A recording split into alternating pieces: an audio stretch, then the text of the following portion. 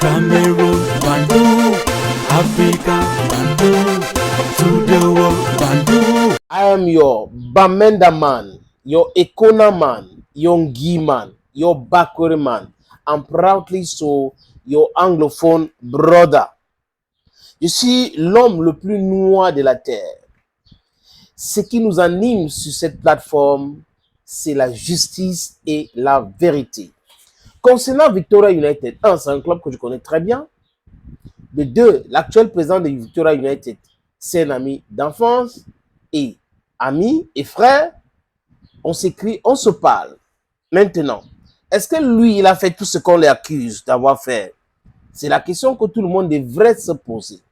On a le droit de s'interroger, les amis, parce que le tout, ce n'est pas de prendre tout ce qu'on nous a raconté sur les RS, X personne a raconté, Y personne a raconté pour agent comptable. Pourquoi moi je penche plutôt pour un complot contre Valentin Coin, le président de Victoria United? Certainement, il dérange. Il dérange beaucoup de personnes à travers ses différentes actions, sa façon de faire. Le fait qu'il n'est pas là pour se mettre à genoux, il n'est pas avec des présidents des clubs qui passent les temps à se plaindre sur tout, ça peut aussi pousser les gens à comploter contre lui. On ne doit pas ignorer ce côté-là. Les amis, et aussi indiquer qu'il y a des blogueurs pro-MINSEP, les blogueurs pro-SINAFOC, les blogueurs pro-ONIES. Et ces blogueurs qui sont pro-MINSEP, pro-SINAFOC, pro-ONIES travaillent pourquoi, les amis, pour tenir l'image, de l'Africa Foot et tout ce qui tourne autour de l'Africa Foot. C'est qui comprennent l'Africa Foot, qui travaillent avec l'Africa Foot, comme Valentin Kwan, qui est président de Victoria United. Je vais vous proposer la lecture d'un communiqué. À travers ce communiqué, vous allez comprendre pourquoi je dis que je soupçonne une main noire dans cette manipulation. Je pose certaines questions avant d'arriver au niveau de ce communiqué du SINAFOC. Un communiqué qui est comme un verdict d'un tribunal qui condamne Victoria United. Le joueur parfait Eric Ndjimeni aurait dit, mais qu'est-ce que je raconte comme ça? Il a dit dans une vidéo, une courte vidéo, qu'il était séquestré. C'est un live, hein? Qu'il était séquestré chez le président de club chez lui. Donc, il y a les pièces qui peuvent séquestrer quelqu'un là-bas pendant 4 jours. Il t'a donné à manger, on t'a fait tout ça là, on a besoin de réponses. Mais quelqu'un veut te torturer. Il te séquestre, il te laisse avec ton téléphone et l'Internet. Il sait que s'il pose cet acte-là, tu vas filmer, tu vas montrer. Mais il te laisse quand même avec ton téléphone. Ou tu peux appeler, quelqu'un peut t'appeler par vidéo ou sur les réseaux sociaux. Tu fais une vidéo et là, on ne voit pas les signes de torture sur toi. Tu parles clairement. Quelques heures après, tu fais une autre vidéo avec tes coéquipiers, le capitaine et le sélectionneur. Tu dis que c'est un fake sur les réseaux sociaux. Pendant que tu es en train de dire que c'est un fake, que tu as reçu ta maman est du côté de Douala en train de dire qu'elle manque pourquoi, c'est la vérité. Entre toi, Eric Parfait, Ndjimeni, et ta maman qui ment, est-ce que ce n'est pas des éléments qui doivent nous pousser à s'interroger, les amis, sur ce qu'ils sont en train de raconter là? Et après, on l'appelle au téléphone pour qu'il vienne à Douala. Mais avant cela, les blogueurs qui s'acharnent contre Samuel Eto'o-Fils, qui s'acharnent contre l'Africa Foot, qui s'acharnent contre Victoria United, qui s'acharnent contre Valentin Coin, les amis, ce sont les mêmes blogueurs qui ont raconté les inepties. Il y a un qui a dit que le gouverneur du littoral a donné l'ordre pour que la gendarmerie vienne à Libé arrêter le président de Victoria United. Il a dit ça, carrément. Il a dit ça.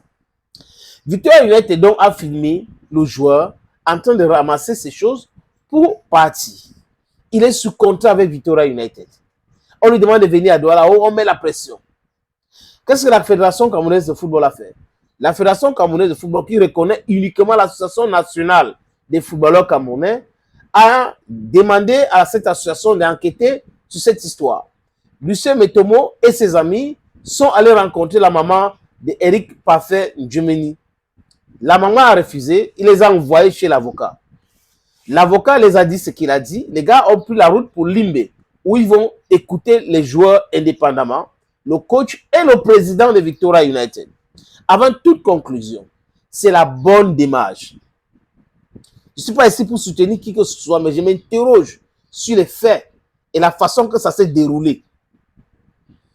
Là, les amis, je vous propose donc la lecture du communiqué du SYNAFOC de Jérémy Sorey Ndjitap. C'est à partir de ce communiqué que je comprends qu'il y a anguille sous roche. Le communiqué attaque directement Victoria United. Le communiqué dit que Victoria United a tort. Le communiqué affirme que le joueur a été torturé. Juste parce que l'avocat de la maman du joueur les a dit que voilà ce qui s'est passé avec le joueur. Le syndicat de Ndjitap, qui a son siège à Yassa Douala, les gars restent dans le confort de leurs immeubles délabrés au lieu de prendre la route pour Limbe, où ils peuvent écouter les joueurs. Ils peuvent écouter le président du club avant de pondre leur communiqué. Ils écoutent l'avocat de la maman de Eric Parfait Djoumeni et ils écrivent ceci, les amis. J'espère que vous allez comprendre. Parce que c'est très important. Le syndicat national de footballeurs camerounais, SYNAFOC, a été saisi ce jour par les soins du cabinet Djemeni, avocat au barreau du Cameroun, agissant au nom et pour le compte de Madame Catherine Ren Bakam, mère et tutrice légale du joueur Eric Parfait Djoumeni, actuel sociétaire du club Victoria United de Limbe. Prenant connaissance de la gravité des faits qui lui ont été relatés, le plus important de savoir par qui, et qui prennent le contre-pied de la mise en scène grossière faite ce jour par le club incriminé, le SYNAFOC s'indigne de ce que de telles pratiques dégradantes et inhumaines puissent encore avoir cours en toute impunité sur notre sol et dans notre sport roi en particulier. C'est là où je vois la complicité. C'est là où je vois que Ndjitap et ses amis sont derrière cela. Parce que sinon, Ndjitap ne peut pas écouter l'avocat de la maman d'Eric Parfait Djoumeni et écrit cette non-sens. Alors que le gars a fait une vidéo, il a dit que c'est une manipulation, d'accord. Dans les médias, c'est une manipulation. Donc la maman et l'avocat d'Eric Parfait ne manipulent pas. C'est le club qui manipule. Voilà quelqu'un qui veut que la justice soit faite, mais qui a déjà commencé par accuser l'autre. Il n'y a pas de présomption d'innocence au niveau de la SYNAFOC, parce que ça concerne la FECAFOOT et un ami, soi-disant, du président de la Fédération camerounaise de football. Ça, c'est la démarche de Ndjitap qui est, pour moi, les amis, pour être honnête, bancale.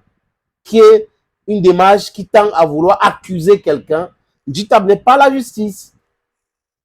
Ces pratiques qualifiées en droit pénal des tortures sont prévues et réprimées, désolé les amis, par les dispositions des articles 74 et 132 du Code pénal camerounais.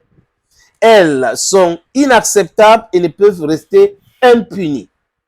C'est la raison pour laquelle le SYNAFOC, tout en apportant son soutien aux joueurs et à sa famille, s'engage à saisir dans les prochaines heures toutes les instances juridictionnelles, sportives, administratives et judiciaires, afin que toutes les personnes responsables de cette énième affaire qui vient tenir l'image de notre pays et notre football répondent cette fois au moins de leurs actes.